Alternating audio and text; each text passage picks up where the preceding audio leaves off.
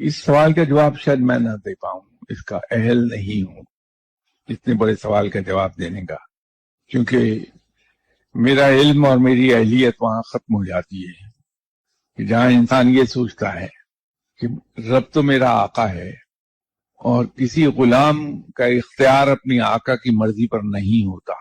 अलबत्ता मेरी ड्यूटी ये है कि मैं अपने आका की गुलामी उस तरह से करूं जिस तरह से गुलामी का हक है। तो मुझे तो सिर्फ नजर रखनी है अपनी कंडक्ट पे कि मैं उस तरह से गुलामी कर पाया कि नहीं कर पाया जैसे गुलामी का हक है। तो अगर मैं वैसे गुलामी कर पाया तो बात खत्म हो गई।